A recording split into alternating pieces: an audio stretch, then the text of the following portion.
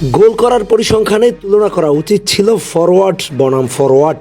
Brazilian forward Vinicius Junior, Rodrigo কিংবা সাবিনহাদের সঙ্গে তুলনাটা করা উচিত ছিল লিওনেল মেসি, আলভারেজ, আলমাদা কিংবা লাউতারো মার্টিনেজদের। কিন্তু বাস্তবতা হচ্ছে তাদের সঙ্গে তুলনায় ধোপে টিকবে না ব্রাজিলের ফরওয়ার্ডরা, বরং তুলনাটা করতে হচ্ছে ডিফেন্ডার আর মিডফিল্ডারের সঙ্গে। চলুন তাহলে পরিসংখ্যানটা দেখে আসা যাক।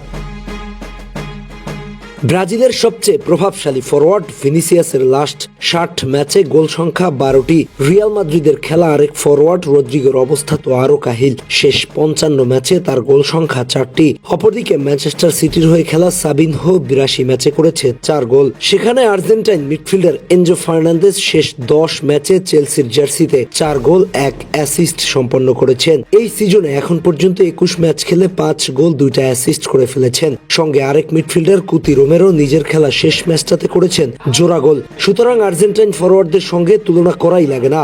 মেসি, আলভারেজ, মার্টিনেজ কিংবা আলমাদাদের পরিসংখ্যান আনার প্রয়োজনই পড়ে না।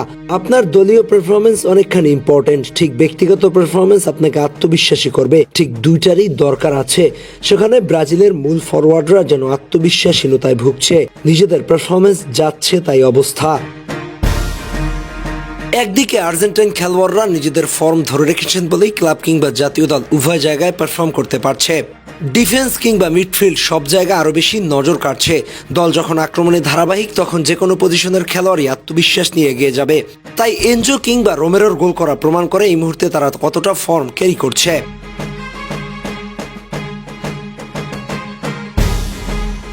বিপরীতে ব্রাজিলের ফরওয়ার্ডরা যেন যত দিন যাচ্ছে ততই চাপের কাছে নুয়ে পড়ছে। গোলের সামনে সিদ্ধান্তহীনতা, ফিনিশিং এর দুর্বলতা সব মিলিয়ে তারা নিজেদের আগের রূপ খুঁজেই পাচ্ছে না। আর সেই কারণেই এখন তুলনাটা করতে হচ্ছে ডিফেন্স, মিডফিল্ড বনাম ফরওয়ার্ডে। যে ভিনি একসময় মাদ্রিদকে গোল বন্যায় ভাসিয়েছেন, সেই ভিনি এখন নিজেকে হারিয়ে খুঁজছে। জাতীয় দলের কথা বাদই দিলাম, ক্লাবেও যাচ্ছে তাই অবস্থা। একইভাবে রদ্রিগো একসময় মাদ্রিদকে একের পর এক জয় উপহার দিয়েছে, এখন সে স্কোয়াডে জায়গা পাচ্ছে না। এ যেন ব্রাজিলের জন্য মরার উপর খাড়ার ঘা। তাদের জাতীয় দলের মূল খেলোয়াড়রা ক্লাবেও মলিন। আসলে তুলনাটা সে কারণেই করতে হলো, ব্রাজিল ফুটবলের বর্তমান চিত্রটা ফুটে উঠল। সব মিলিয়ে এটাই বাস্তবতা। আহমেদ হাসনাইন খান, টিম স্পোর্টস।